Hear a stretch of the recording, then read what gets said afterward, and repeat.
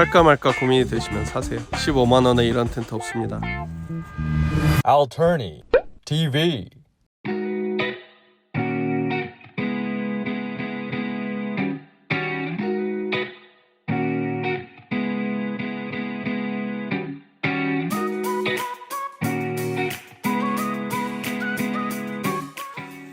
네, 안녕하세요. 서군입니다. 제가 이번에 또 텐트를 하나 샀어요. 안 살 수가 없는 텐트가 있어서 또 샀습니다. 일단 어떤 정보든 일단 말씀드리기 전에 가장 먼저 말씀드릴 건 가격 15만원 15만원에 살 수 있는 공격형 텐트를 하나 구입을 했고요. 그 텐트는 바로 이 텐트입니다. 스타루스라는 회사에서 나온 옵티마 돔 두 번째 버전. 원래 첫 번째 버전 굉장히 사고 싶었는데 그때는 약간의 문제점들이 있었어요. 어쩔 수 없는 부분이라고 하는데 밑에 회색 부분이 이 노란색 원단에 이염이 되는 그런 조금 안 좋은 현상이 있어서 그때는 조금 망설였던 부분이 있어요. 근데 망설이다 보니까 품절이 되더라고요. 개선이 될 수 있다고 하니 기다려보자 하고 있었는데 두 번째 버전이 나왔습니다. 첫 번째 버전이랑 일단 차이점을 말씀드리면 원단 이염이 아직까지는 없어요. 개선이 됐다고 하니까 아마 이염이 앞으로도 없을 가능성이 있어요. 그리고 두 번째 개선점, 사이드월에 가이라인 포인트가 하나가 생겼어요. 이게 어떻게 보면 공격형 텐트들한테는 많이 기본으로 돼 있는 장치인데 이번에 두 번째 버전이 되면서 새로 추가된 부분입니다. 여기에 가이라인을 치면은 측풍이 불었을 때도 텐트가 흔들리지 않고 안정성이 굉장히 높아지는 효과가 있어요. 벤틸레이션이 이렇게 사이드 벤틸레이션으로 양옆에 두 개로 바뀌었어요. 원래는 벤틸레이션이 출입구 쪽에 빨간색으로 지붕이 하나 있는 정도의 벤틸레이션이었는데 벤틸레이션이 두 개로 변하면서 환기성이 훨씬 더 좋아진 점을 확인할 수 있었습니다.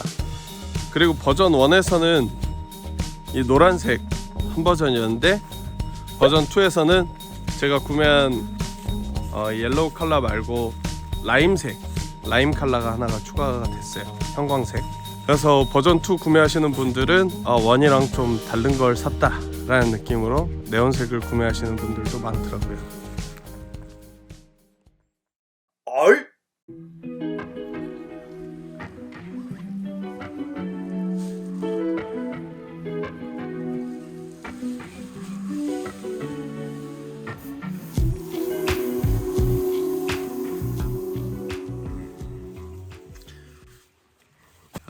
저는 지금 일어났습니다.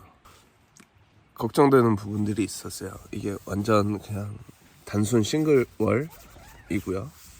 또 어제 밤에 잘 때 비가 많이 와서 좀 결로가 많이 생기지 않을까 걱정을 했었는데 완전 뽀송한데요? 완전 뽀송. 조금의 습기도 안 묻어 있네요. 사실 믿음이 없었어요. 왜냐면 이렇게 밖에 글씨나 이런 것들이 다 비치는 원단인데 대단한데요? 이 정도면? 이렇게 뽀송한 거는 조금 감동 포인트입니다. 일단 지금 눈 뜨자마자 확인했던 건 결로. 자기 전에 그리고 자면서 비가 오길래 제일 걱정했던 부분인데 바닥까지 완전히 뽀송합니다. 매우 만족.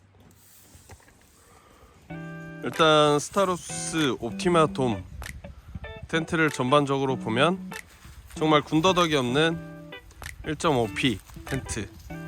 옆에는 미라클 텍스라는 자체 개발된 소재인 것 같은데요. 이게 3레이어는 아니에요. 3레이어는 아니고 제조사 설명에선 2레이어라고 되어 있는데 기본 원단에 방투스 코팅을 라미네이팅한 느낌의 원단이었습니다. 사이즈는 1.5P답게 매트 라지 사이즈 매트를 하나 깔고 옆에 공간이 이 정도 남아서 배낭과 기타 물품들을 놓을 수 있는 적당한 사이즈입니다. 보시면 아시겠지만 이 텐트의 특징 자체는 스텔라 리치처럼 원도어가 아니고 앞뒤로 문을 다 활용할 수 있는 투도어 텐트예요. 그래서 출입구를 자유롭게 설정을 할 수 있고 양 문을 다 열었을 때 개방감이 그래도 괜찮은 편입니다. 정말 뭐 따로 특별한 부분을 설명드릴 필요가 없는 군더더기 없는 공격형 텐트입니다.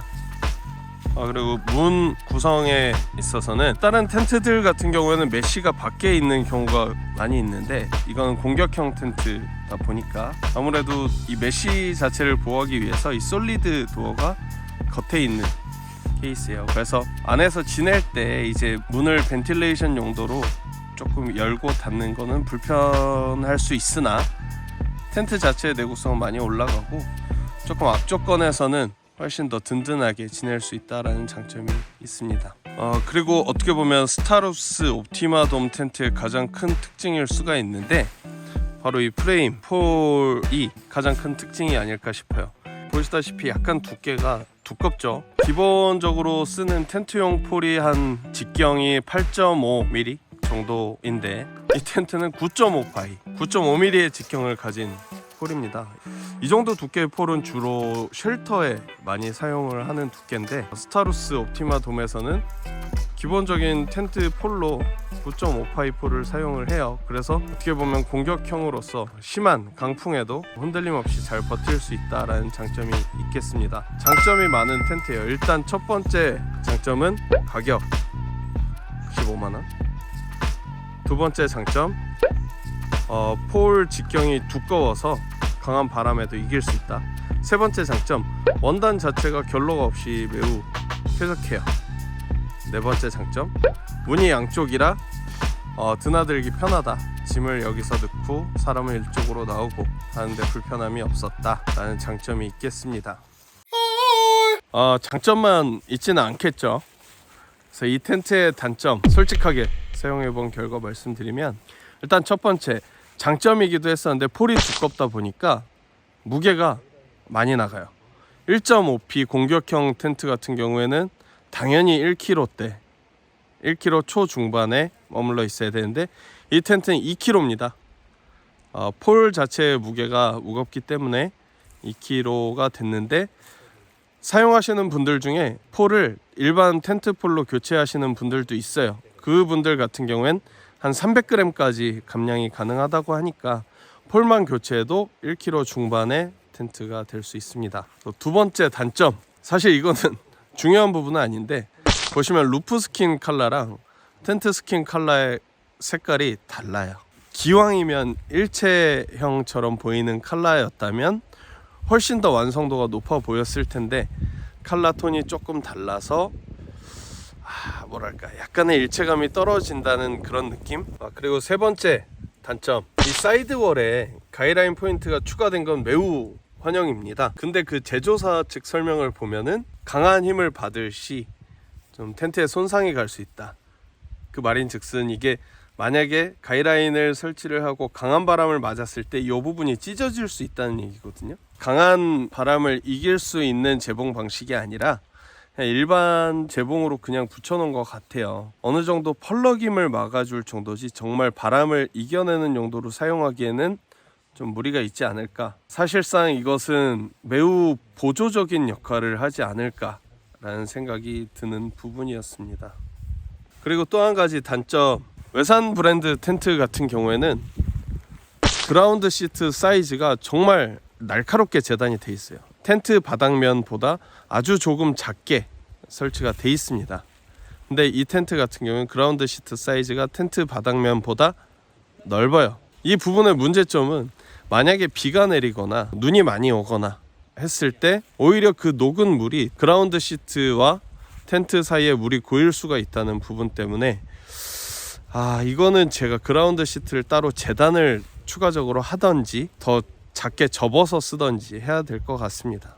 그리고 마지막 단점, 정말 마지막 단점이라고 뽑아보자면 바느질 상태와 심실링 상태가 간혹 엉성한 부분이 있다. 특히 심실링 같은 부분은 정확하게 그 재봉면을 정확하게 덮어줘야 되는데 스타루스 옵티마돔 같은 경우에는 그런 부분이 조금 한쪽으로 치우쳐 있거나 씹혀 있는 경우가 있다. 저 같은 경우에도 한번 교환을 받았어요. 심실링이 아예 제복면이 아니고 그냥 일반 원단면으로 이렇게 타고 넘어간 부분이 있어서 심실링의 역할을 아예 못 하겠더라고요.